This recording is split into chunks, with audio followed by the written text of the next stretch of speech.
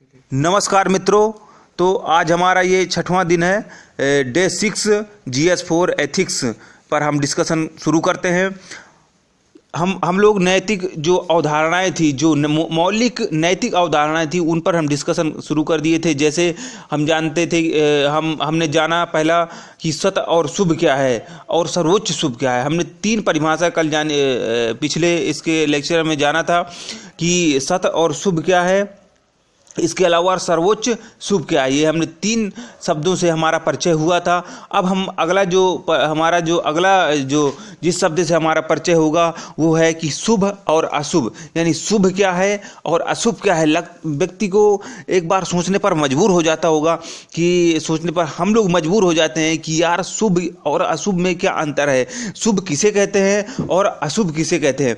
जैसे देखिए, जो शुभ होता है वो अंग्रेजी भाषा के गुड, ठीक है, का हिंदी रूपांतरण है, और जो गुड शब्द है वो जर्मन भाषा के गट शब्द से इसकी उत्पत्ति हुई है, और जिसका मतलब होता है किसी लक्ष्य की प्राप्ति में सहायक। अर्थात कोई भी आपकी क्रिया, ठीक है, कोई भी आपकी क्रिया, जब आप कोई क्रिया करते हैं, अर्थात कोई कर्म करते हैं, तो वो कर्म यदि किसी लक्ष्य की प्राप्ति में सहायक है, यानी जो अच्छे लक्ष्य की प्राप्ति में सहायक है, तो हम कह देंगे कि ये शुभ है। जैसे कि आपकी कक्षा 10वीं की परीक्षा आपको पास करनी है तो पढ़ाई करना है। अगर पढ़ाई करना है तो पढ़ाई करना आपको क्या हो गया, शुभ हो गया। ये आपका शुभ कार्य है, और इसलिए ठीक है ना, ये आपका क्या है, शुभ कार्य, और इसका परिणाम क्या होगा, आप कक्षा 10वीं की परीक्षा पास कर जाएंगे। तो जब किसी लक्ष्य की प्राप्ति में जब कोई सहायक होता है उसे हम शुभ कहते हैं, और लक्ष्य की प्राप्ति में सहायक न होकर के जब बाधक बन जाता है उसे हम क्या कहते हैं अशुभ। ठीक है ना। जैसे आप ना पढ़ें तो ना पढ़ना क्या, ये अशुभ हो गया, ठीक है, ना पढ़ना क्या हो गया, ये आपका अशुभ हो गया। और ये अशुभ जो होता है वो आपको कक्षा 10वीं की परीक्षा आपको पास करने से रोक देगा। तो ये समझना बहुत ज़रूरी है। तो आपने क्या समझा कि शुभ और अशुभ क्या है, यानी इसके जो लक्ष्य की प्राप्ति में सहायक है वो शुभ है, और जो बाधक है वो अशुभ है। जैसे ठीक है मित्रों, इसके बाद जो है, जैसे एक उदाहरण के तौर पर एक और उदाहरण बताता हूँ। जैसे कोई रोगी है, रोगी के लिए दवा जो होती है वो शुभ मानी जाती है, और कोई वहीं आसपास कोई चिल्लाने लगे, हल्ला या मचाने लगे, शोर करने लगे, तो वो क्या होगा, उसके लिए अशुभ हो जाएगा। जैसे और उदाहरण है, जैसे दया करते हैं आप, क्षमा है आपके अंदर, प्रेम करते हैं, ये क्या हो गया, ये शुभ आचरण हो गया। अर्थात ये जब आप दया करेंगे, क्षमा करेंगे, प्रेम करेंगे, तो ये एक अच्छे चरित्र की प्राप्ति में सहायक होता है, जिससे ये कह देंगे कि ये हमारे लिए शुभ है। ठीक है ना। जैसे आप करेंगे, किसी से क्रोध करेंगे या घृणा करेंगे या ईर्ष्या करेंगे, तो ये सब क्या होगा, ये अशुभ कार्य है, जिससे आपको कोई भी लक्ष्य, जैसे आपने सोचा कि हमें ये लक्ष्य प्राप्त करना है, और आपके अंदर क्रोध, घृणा, ईर्ष्या जैसे ये अराजक तत्व तो आपके अंदर विद्यमान है, तो आप किसी भी लक्ष्य की प्राप्ति नहीं कर सकते हैं मित्रों। तो इस बात का ध्यान, तो ये सब क्या है, आपके लिए अशुभ है, क्योंकि ये आपके लक्ष्य की प्राप्ति में सहायक नहीं होते हैं। ठीक है। तो अब हम लोग जानेंगे शुभ की कुछ विशेषताएं। कुछ शुभ की विशेषताएं ये होती हैं कि शुभ जो है दोनों प्रकार से, साधन और साध दोनों प्रकार से कार्य करता है। जैसे कि विद्या है, हम लोग पढ़ाई करते हैं तो ये शुभ हो गया। लक्ष्य क्या है हमारा, लक्ष्य है हमारा कक्षा 10वीं की पास करना, 10वीं की परीक्षा को पास करना, ये हमारा क्या है, लक्ष्य है। तो ये शुभ कार्य करते हैं लक्ष्य की प्राप्ति, तो लक्ष्य की प्राप्ति में सहायक हो जाता है ये शुभ कार्य। लेकिन 10वीं की परीक्षा हम पास करते हैं, फिर 12वीं की परीक्षा पास करते हैं, ये फिर जो है आपका शुभ, ये भी शुभ कार्य है। तो ये साधन के रूप में फिर आ जाता है किसकी, नौकरी प्राप्त करने के लिए। तो पहले तो जैसे हमने पढ़ाई कर रहे हैं, ये भी शुभ है। इसके बाद 10वीं लक्ष्य क्या हमारा, 10वीं की परीक्षा पास करना। फिर आगे देखते हैं कि नौकरी प्राप्त करना है, तो 10वीं की परीक्षा पास करना, 12वीं की परीक्षा पास करना, ये भी हमारा शुभ हो जाता है। तो एक तो पहली बात, शुभ एक साध्य के रूप में आ जाता है पहले नंबर पे, जैसे हमें 10वीं की परीक्षा पास। फिर ये 10वीं की परीक्षा, 12वीं की परीक्षा, ये खुद साधन के रूप में आ जाता है। तो कभी शुभ जो होता है वो साधन और साध दोनों रूप में देखा जाता है, क्योंकि सबका जो है एक अनंत लक्ष्य पर, एक जो है एक लक्ष्य की प्राप्ति कि वो है सर्वोच्च शुभ, सर्वोच्च शुभ। और जब सर्वोच्च शुभ मिल जाता है तब उसके बाद जो है ये शुभ के जो क्रमबद्ध जो होता है ये रुक जाता है। ठीक है, तो उसके बाद शुभ जो होते हैं वो, ये हमने विशेषता जाना इसके बारे में, और ये विशेषता और इसके बाद जो अगली विशेषता ये है कि जो है ना ये ऐच्छिक कर्म उद्देश्यपूर्ण होते हैं। ये शुभ ये जो होता है ना, ये शुभ जो होता है आपका उद्देश्यपूर्ण होता है, बिना उद्देश्यों के नहीं हो सकता है। समझ रहे हैं ना, मतलब जब तक आप कोई उद्देश्य नहीं बनाएंगे तब तक आपको शुभ और अशुभ का अंतर नहीं पता चलेगा, क्या अंतर है, कौन सा शुभ है कौन सा अशुभ है। तो इसके लिए लक्ष्य को बनाना बहुत जरूरी है मित्रों। इसके बाद ये होता है कि ये एक श्रेणीबद्ध तरीके से होता है। ये कभी जब तक सर्वोच्च शुभ नहीं प्राप्त होता तब तक ये रुकता नहीं है। ये आपने बनाया, जैसे पढ़ रहे हैं, पढ़ाई 10वीं की परीक्षा पास करना है, फिर वो शुभ प्राप्त हो गए, उसके बाद फिर 12वीं की परीक्षा पास करना है, वो शुभ प्राप्त हो गया, फिर इसके बाद ग्रेजुएशन, तो ग्रेजुएशन के लिए फिर पढ़ाई करना है, तो फिर शुभ प्राप्त करने के लिए आपको मेहनत करना पड़े। इस तरह से ये जब तक आपका सर्वोच्च शुभ नहीं प्राप्त हो जाता है तब तक श्रेणीबद्ध रूप तरीके से ये चलता रहता है। तो इस तरह से हमने जाना कि शुभ की कुछ विशेषताएं होती हैं। हमने जाना कि शुभ क्या है, उसके बाद उसकी विशेषताएं जानी। इसके बाद शुभ जो होता है वो 2 प्रकार का होता है, एक होता है सापेक्ष शुभ, एक होता है निरपेक्ष शुभ। निरपेक्ष शुभ मतलब कि जो पूर्ण रूप, सापेक्ष का मतलब तुलनात्मक रूप से और निरपेक्ष का मतलब पूर्णतः रूप से। तो तुलनात्मक रूप से अभी 10वीं की परीक्षा पास करने के लिए जो हमने मेहनत किया वो शुभ हुआ। उसके बाद 12वीं में आए तो 12वीं परीक्षा पास करने के लिए अधिक मेहनत की, फिर उसके बाद ग्रेजुएशन के लिए। इस तरह से ये सिस्टमेटिक जो एक के बाद एक चलते रहते हैं, ये सापेक्ष होता है। निरपेक्ष मतलब जब पूर्ण हमें शुभ प्राप्त हो जाए उसके बाद कोई बात ही ना आए तो वो क्या हो जाता है, वो हमारे लिए क्या हो जाता है, सर्वोच्च शुभ हो जाता है। वो हमारे लिए सर्वोच्च शुभ हो, उसके बाद किसी चीज़ की कल्पना ही नहीं की गई है, उसके बाद कोई बात ही नहीं आती है, और वो अंत पर हमको एंड पर मिल जाता है। तो ये ध्यान रखिएगा कि 2 प्रकार के होते हैं, सापेक्ष शुभ और निरपेक्ष शुभ। अब ये मित्रों हमने जाना कि हमने ये जाना कि शुभ और अशुभ में अंतर क्या होता है, शुभ और अशुभ में क्या अंतर होता है। अब मित्रों जानेंगे उचित और अनुचित में क्या अंतर होता है। जैसे सिंपल लगता होगा आपको कि जो उचित है मतलब सही है, अनुचित है जो मतलब गलत है। तो सही है मतलब जो नियम के अनुकूल है, ठीक है ना। राइट मतलब इंग्लिश में उसे कहते हैं राइट, और अनुचित को कहते हैं रॉन्ग। तो जो राइट है तो मतलब नियम के अनुकूल है। जैसे कि आप बाईं तरफ जैसे रोड के हम हिंदुस्तान में रोड के बाईं तरफ चलते हैं, ये चल रहे हैं तो ये उचित है, सही है। क्यों सही है? क्योंकि ये नियम के अनुकूल है। तो जो नियम के अनुकूल हो उसे उचित कहते हैं, और जो नियम के प्रतिकूल हो उसे अनुचित कहते हैं। जब हम उचित के रास्ते पर चलेंगे तो इसका परिणाम क्या आएगा? शुभ आएगा। और जब अनुचित के रास्ते पर चलेंगे तो इसका परिणाम अशुभ आएगा। जैसे आप अगर बाएं रास्ते पे चलेंगे तो सही है, आप किसी प्रकार के एक्सीडेंट का नहीं आपको सामना करना। अचानक आप दाहिनी ओर से चलने लगे तो ये अनुचित अगर रास्ते पर चलने लगेंगे तो जरूर अशुभ हो जाएगा, यानी आपके साथ जो है गलत व्यवहार हो जाएगा और परिणाम गलत आ जाएगा। इसलिए क्या होगा कि ये अशुभ हो जाएगा। तो ध्यान रखिएगा। अब बहुत छोटी छोटी परिभाषा हैं, इनको जानना बहुत जरूरी है। इसलिए जरूरी है कि ये छोटी छोटी चीज़ें अंतर कर पाने से हमारी जो एथिक्स की जानकारी है वो बहुत मजबूत होती है। अगर इसकी जानकारी मजबूत होती है तो हमारा जो इस GS4 पेपर में हमारा मजबूती के साथ पकड़ बनेगी और हम बहुत अच्छा परफॉर्मेंस कर पाएंगे। तो इसलिए छोटी छोटी परिभाषाओं में अंतर होता है। तो हम इस तरह से उचित और अनुचित, मतलब उचित मतलब नियम के जो अनुकूल है, अनुचित मतलब नियम के प्रतिकूल है। तो आप लोग किस मार्ग पे चलना चाहेंगे? नियम के अनुकूल, जिससे उसका परिणाम क्या होगा? शुभ होगा। और अनुचित के रास्ते नहीं चलना, क्योंकि उसका परिणाम क्या होता है? अशुभ होता है। हाँ मित्रों, ये बात जरूर है कि जो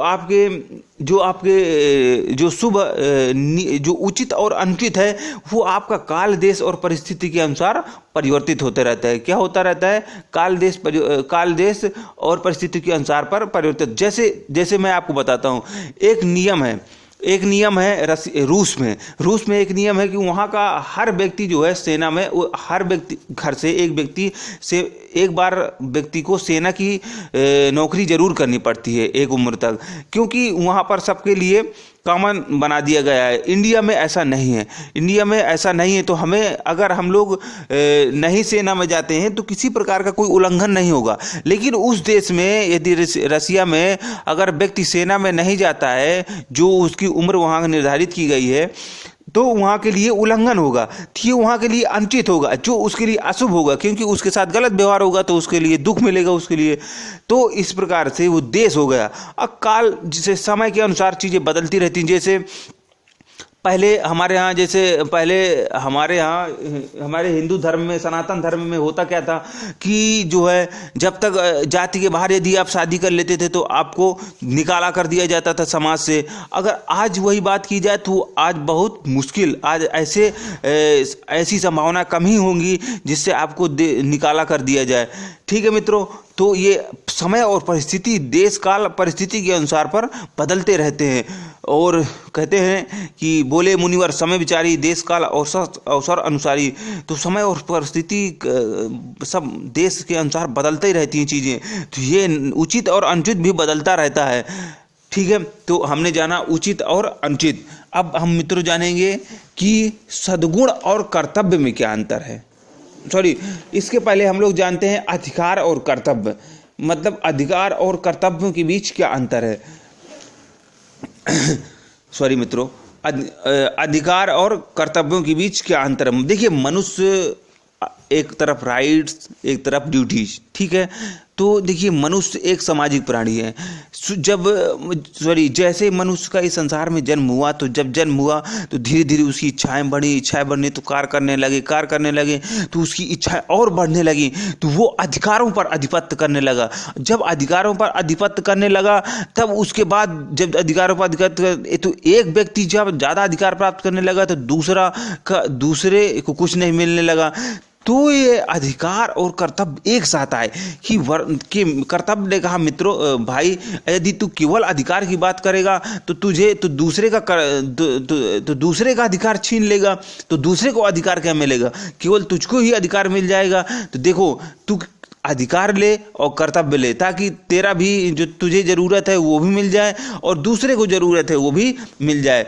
तो इस तरह से अधिकार और कर्तव्य जो होते हैं वो एक हमेशा जो है एक साथ साथ चलते हैं। जैसे कि अभी क्या है ना, जैसे हम सोचते हैं कि जैसे हमारा अधिकार ये है कि हमारा अधिकार है शिक्षा प्राप्त करना, ठीक है। हमारा अधिकार है कि शिक्षा प्राप्त करना, हमारा अधिकार है कि शिक्षा प्राप्त करना, हमें शिक्षा प्राप्त करनी चाहिए 100%। लेकिन हमारा कर्तव्य ये भी है कि हमें पढ़ाई करना चाहिए। तो यदि हम पढ़ाई नहीं करेंगे तो हमारा ये जो अधिकार है वहीं पर ख़त्म हो जाएगा। तो ये जो अधिकार होता है वो कर्तव्य एकदम साथ साथ चलते हैं। अधिकार और कर्तव्य एक ही सिक्के को दोनों पहलू हैं। आप एक ही सिक्के में दोनों चीज़ हैं, आप अधिकार और कर्तव्य को अलग नहीं रख सकते हैं, ये एकदम साथ साथ चलता है। तो यदि आपको अधिकारों से आपको प्रेम है तो मित्रों कर्तव्य करना शुरू कर दीजिए। कभी गांधी कहा करते थे कि मनुष्य को कर्तव्यों से प्रेम करना चाहिए, क्योंकि कर्तव्य करना यदि शुरू कर दिया तो अधिकार तो अपने आप मिल जाते हैं। जैसे मान लीजिए आप यूपीएससी की तैयारी करते हैं, आपने अच्छी तरीके से तैयारी करना शुरू कर दिया, आप यूपीएससी की जो रिक्वायरमेंट है उसके अनुसार कार्य करना शुरू कर दिया, तो मित्रों एक दिन आप जरूर से जरूर आईएएस ऑफिसर बन करके ही निकलेंगे। तो ये क्या है ना कि जब आप कर्तव्य से प्रेम कर लेते हैं तो अधिकार को अपने आप ही मिल जाया करते हैं। अब यदि आप केवल अधिकारों से करेंगे तो आप दूसरे के अधिकारों का हनन करेंगे और ये आपके अधिकार जो है अधिकार न बन करके आपके बहुत ही घातक बन जाएंगे। तो केवल अधिकारों से प्रेम करना ये बहुत गलत बात है। तो ध्यान रखिएगा कि अधिकार और कर्तव्य जो होते हैं वो एक साथ साथ चलते हैं और दोनों ही एक ही सिक्के को क्या है, पहलू हैं। एक ही सिक्के को दोनों क्या है, पहलू हैं।